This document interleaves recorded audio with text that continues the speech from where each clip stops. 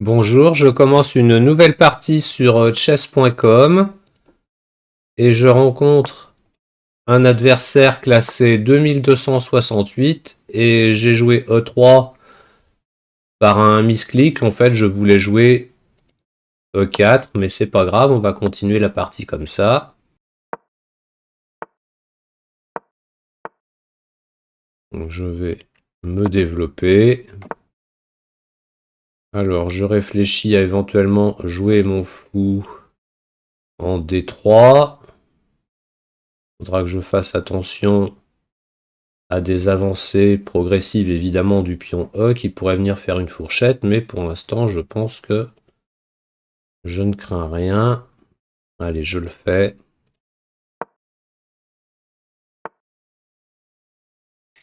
Il joue D6. Je vais jouer le petit roc, mettre mon roi à l'abri. Et il va falloir que j'essaye de venir profiter de cette diagonale là qu'il s'est affaibli.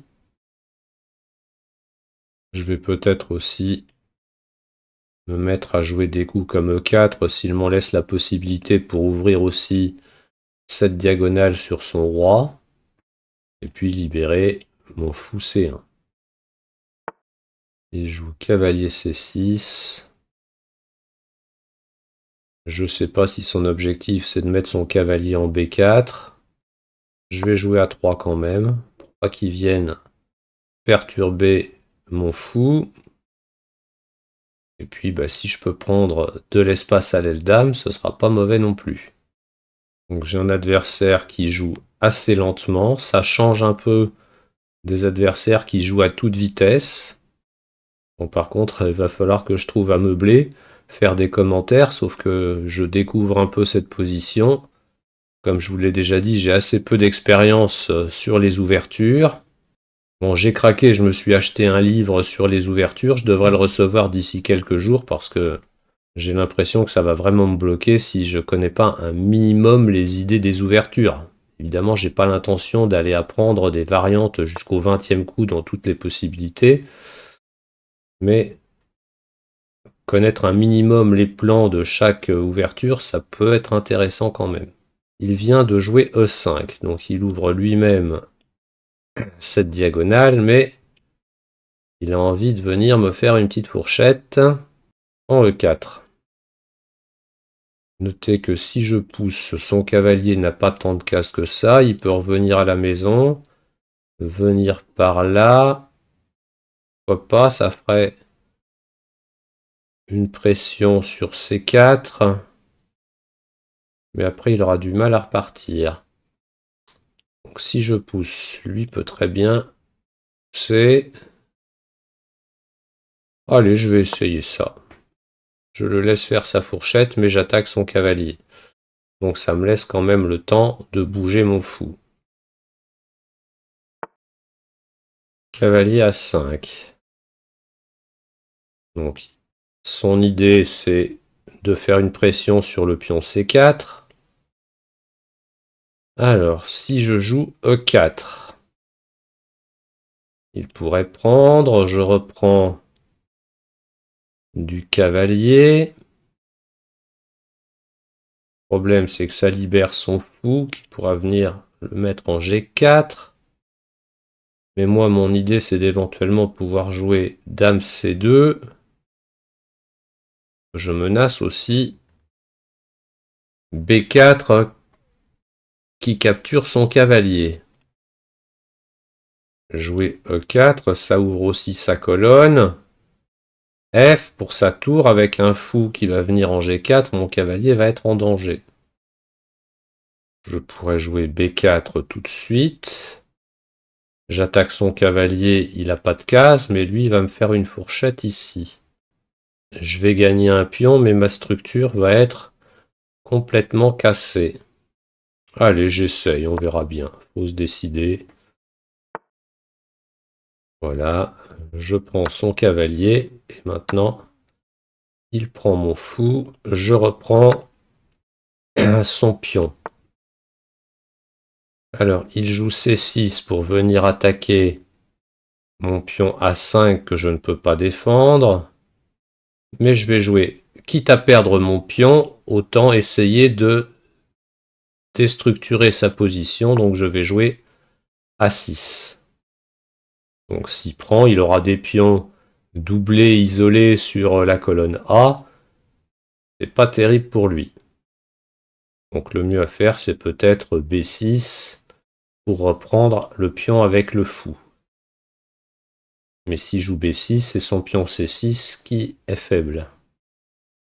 Comme ça, j'ai l'impression d'avoir une meilleure position. Je me sens mieux développé, même s'il n'y a pas grand-chose de différence entre nous. Mon fou, je pense que je vais venir le jouer en B2 pour faire une pression sur son roc, en particulier sur le pion G7. Il vient de prendre en D5. Alors, je peux toujours le laisser doubler ses pions. J'ai bien envie de prendre en D5. L'idée, c'est de mettre une tour en D1 et après pouvoir prendre son fou de façon à ce que son cavalier, de façon à ce que son pion en D6 soit faible, voire prenable. Il a joué B6 pour pas doubler ses pions. Il veut peut-être venir prendre le pion A6, mais s'il prend le pion A6, son pion F5 sera en prise. Donc je vais jouer mon idée de tour D1. Alors c'est vrai qu'après, il prend A6. Si je joue cavalier prend E7, mon pion C4 va être en prise. Si je prends F5, il va pouvoir prendre mon pion C4.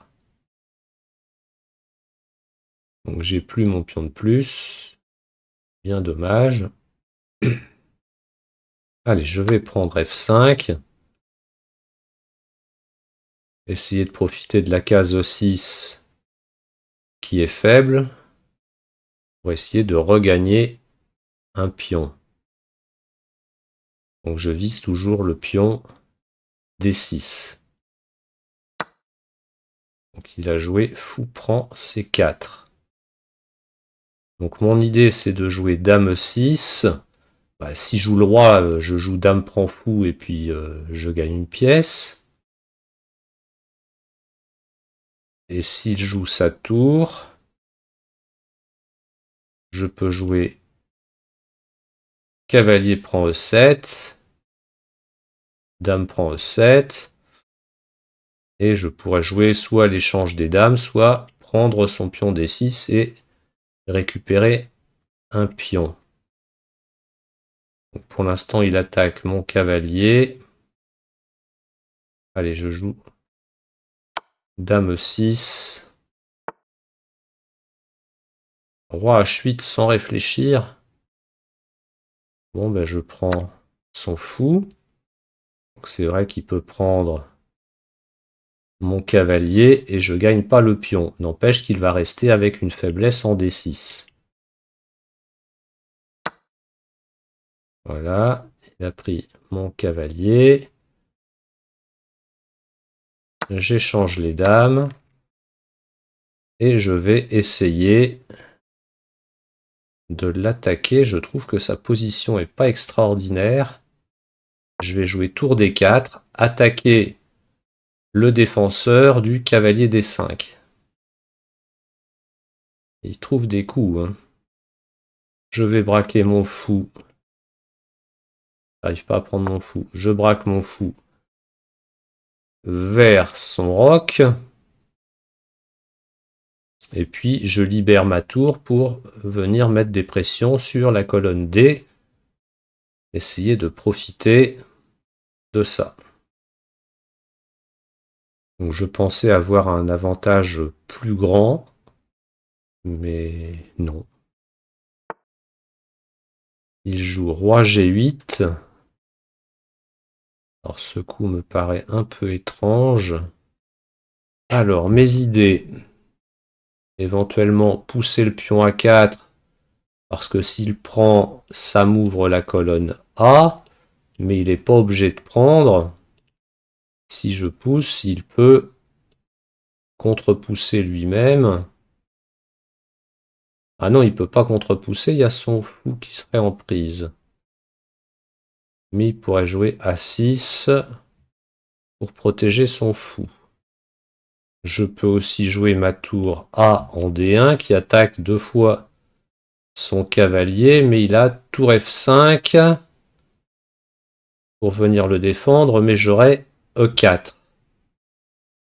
Bon, mais ça a l'air bien ça. Oh, j'ai plus que 58 secondes, il faut que je me dépêche. Allez, j'accélère le mouvement pour essayer de ne pas perdre autant, ce serait dommage quand même. Partie de 10 minutes, ça passe très très vite. Donc, cavalier B6, je me pose pas de questions. Donc là, je sais pas ce qu'il a fait. Un bug. Il a été plus oppressé par le temps que moi.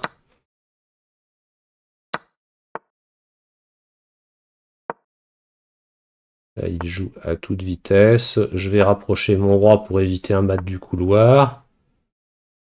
Et je vais venir en D7. Alors, me débarrasser de son cavalier.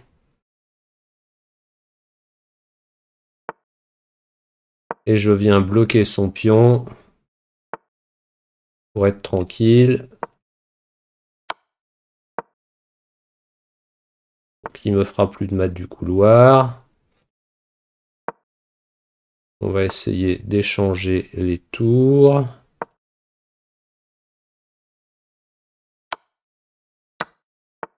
Oh là là là là là là. Là, c'est n'importe quoi.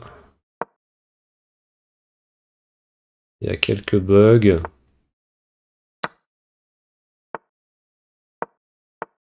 Je vais viser son pion.